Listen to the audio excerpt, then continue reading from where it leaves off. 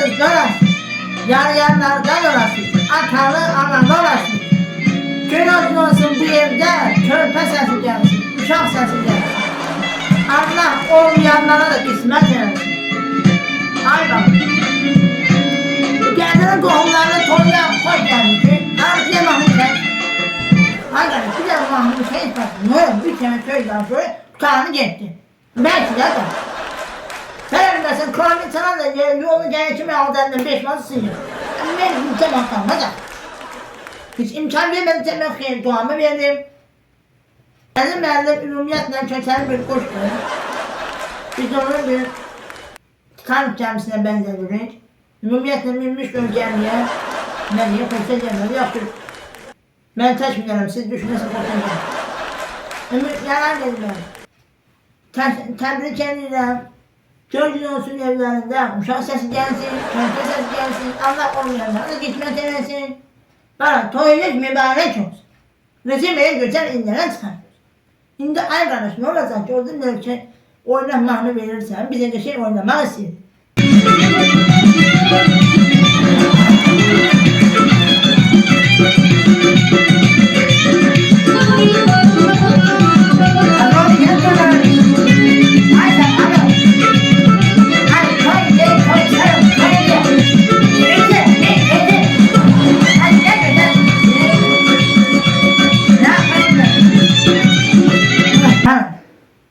Bu geldiler de soruşmam için bu kendimizle bu beyin adı nedir?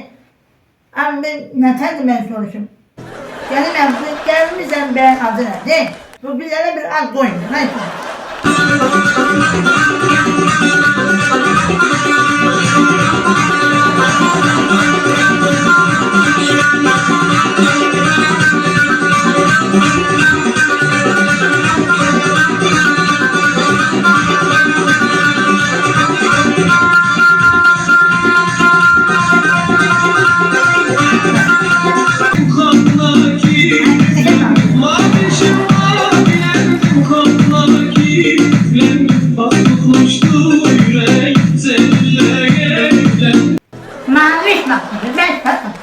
Maviş var benim koşum traklı sürünür.